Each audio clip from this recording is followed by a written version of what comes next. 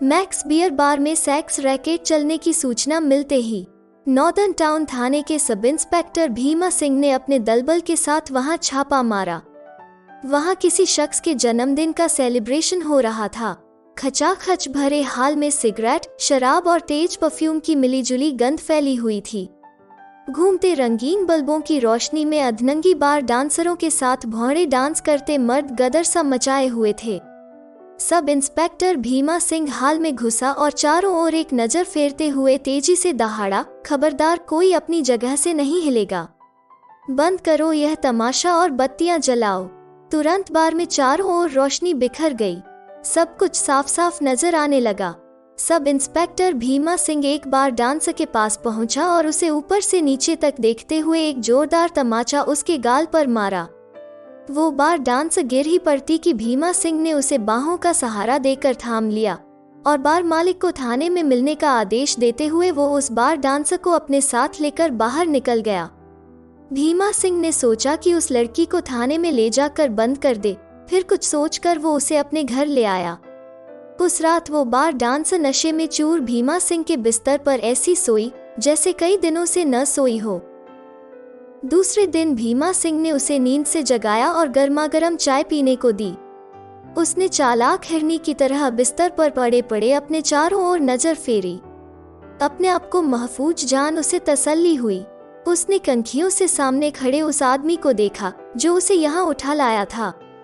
भीमा सिंह उस बार डांसर से पुलिसिया अंदाज में पेश हुआ तो वो सहम गई, मगर जब वो थोड़ा मुस्कुराया तो उसका डर जाता रहा और खुलकर अपने बारे में सब कुछ सच सच बताने लगी कि वो जामपुर की रहने वाली है।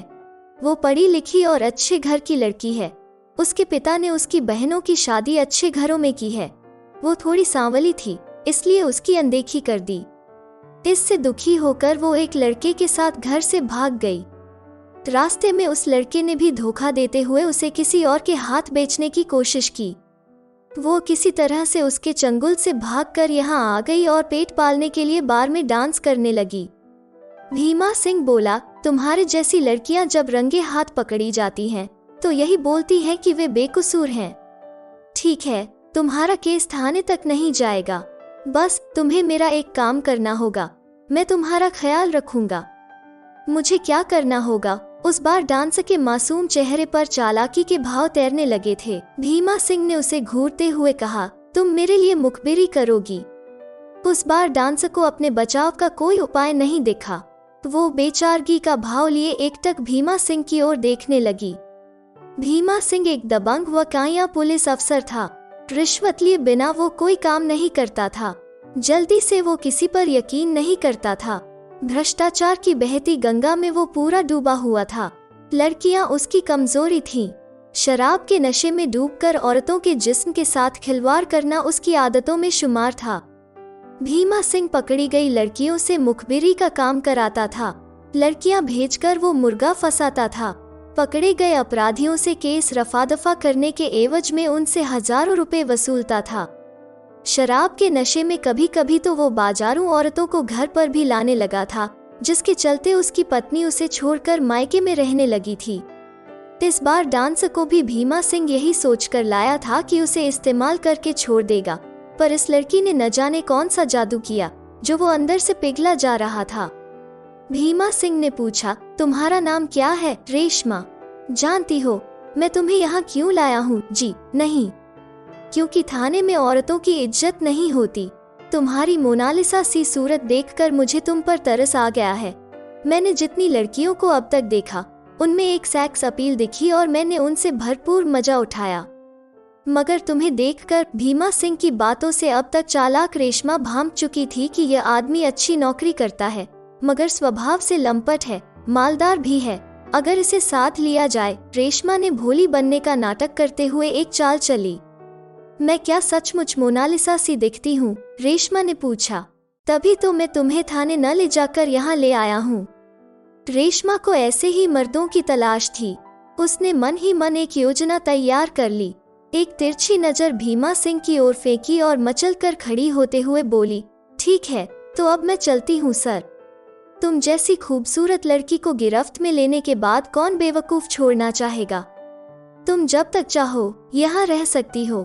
वैसे भी मेरा दिल तुम पर आ गया है, भीमा सिंह बोला। नहीं नहीं, मैं चाहती हूँ कि आप अच्छी तरह से सोच लें। मैं बार डांसर हूँ और क्या आपको मुझ पर भरोसा है? मैंने काफी औरतों को देखा है, लेकिन न जाने तुम में क्या ऐसी कशिश है जो मुझे बार बार तुम्हारी तरफ खींच रही है। तुम्हें विश्वास न हो तो फिर जा सकती हो। रेशमा एक शातिर खिलाड़ी थी। वो तो यही चाहती थी, लेकिन वो हांडी को थोड़ा और ठोंक बजा लेना चाहती थी ताकि हांडी में माल भर जाने के बाद ले जाते समय कहीं टूट न जाए। वो एकाएक पूछ बैठी, क्या आप मुझे अपनी बीवी बना सकते हैं? हाँ हाँ, क्यों नहीं। मैं नहीं चाहता कि मैं जिसे चाहूँ वो कहीं और जाकर नौकरी करे। आज से यह घर तुम्हारा हुआ, कहकर भीमा सिंह ने घर की चाबी एक झटके में रेशमा की ओर उछाल दी। रेशमा को खजाने की चाबी के साथ सैया भी कोतवाल मिल गया था। उसके दोनों हाथ में लड्डू था। वो रानी बनकर पुलिस वाले के घर में रहने लगी। भीमा सिंह एक फरेबी के जाल में फंस चुका था। अगले दिन रेशमा ने भीमा सिंह को फिर परखना चाहा कि कहीं वो उसके साथ केवल ऐश मौज ही करना चाहता है या फिर वाकई इस मसले पर गंभीर है। कहीं वो उसे मसल कर छोड़ न दे, फिर तो उसकी बनी बनाई योजना मिट्टी में मिल जाएगी। रेशमा घड़ियाली आंसू बहाते हुए कहने लगी, मैं भटक कर गलत रास्ते पर चल पड़ी थी। मैं जानती थी कि जो मैं कर रही हूँ वो गलत है, मगर कर भी क्या सकती थी। घर से भागी हुई हूँ न, और मेरे पापा ने ही मेरी अनदेखी कर दी, तो मैं क्या कर सकती थी। मैं घर नहीं जाना चाहती। मैं अपनी जिंदगी से हारी हुई हूँ। रेशमा, तुम अपने रास्ते से भटक कर जिस दलदल की ओर जा रही थी वहां से निकलना नामुमकिन है। तुमने अपने मन की नहीं सुनी और गलत जगह फंस गई। खैर, मैं तुम्हें बचा लूंगा, पर तुम्हें मेरे दिल की रानी बनना होगा, भीमा सिंह उसे समझाते हुए बोला। तुम मुझे भले ही कितना चाहते हो, लेकिन मैं तुम्हारे साथ नहीं रह सकती। मैं बार डांसर बनकर ही अपनी बाकी की जिंदगी काट लूंगी। तुम मेरे लिए अपनी जिंदगी बर्बाद मत करो। तुम एक बड़े अफसर हो और मैं बार डांसर। मुझे भूल जाओ। रेशमा ने अंगड़ाई लेते हुए अपने नैनों के बाण ऐसे चलाए कि भीमा सिंह घायल हुए बिना नहीं रह सका। यह तुम क्या कह रही हो रेशमा? अगर भूलना ही होता तो मैं तुम्हें उस बार से उठाकर नहीं लाता। तुमने तो मेरे दिल में प्यार की लौ जलाई है। रेशमा के मन में तो कुछ और ही खिचड़ी पक रही थी। उसने भीमा सिंह को अपने रूपजाल में इस कदर फांस लिया था कि वो आंख मूंद कर उस पर भरोसा करने लगा था। भीमा सिंह के बाहर जाने के बाद रेशमा ने पूरे घर को छान मारा कि कहाँ क्या रखा है। वो उसके पैसे से अपने लिए कीमती सामान खरीदती थी। भीमा सिंह को कोई शक न हो, इसके लिए वो पूरे घर को साफ सुथरा रखने की कोशिश करती थी।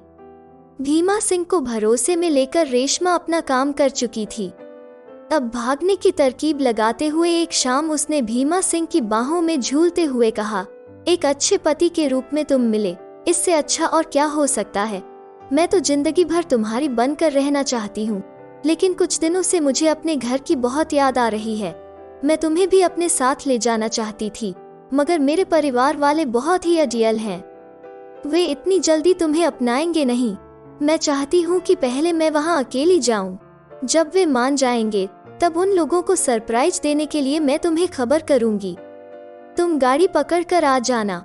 ड्रेसिंग टेबल पर एक डायरी रखी हुई है, उसमें मेरे घर का पता व फोन नंबर लिखा हुआ है। बोलो, जब मैं तुम्हें फोन करूँगी तब तुम आओगे न? क्यों नहीं जाने मन, अब तुम ही मेरी रानी हो। तुम जैसा ठीक समझो करो। जब तुम कहोगी मैं छुट्टी लेकर चला आऊंगा, भीमा सिंह बोला।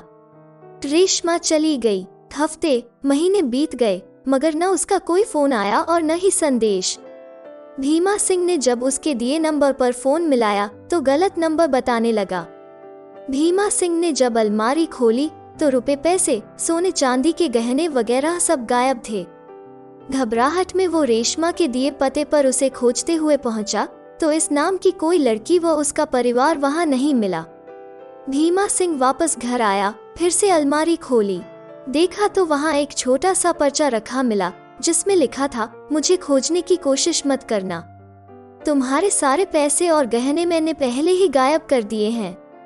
मैं जानती हूँ कि तुम पुलिस में नौकरी करते हो, रिपोर्ट दर्ज कराओगे तो खुद ही फंसोगे कि तुम्हारे पास इतने पैसे कहाँ से आए। तुमने पहली पत्नी के रहते दूसरी शादी कब की? भीमा सिंह हाथ मलता रह गया। दोस्तों, आपको ये कहानी कैसी लगी?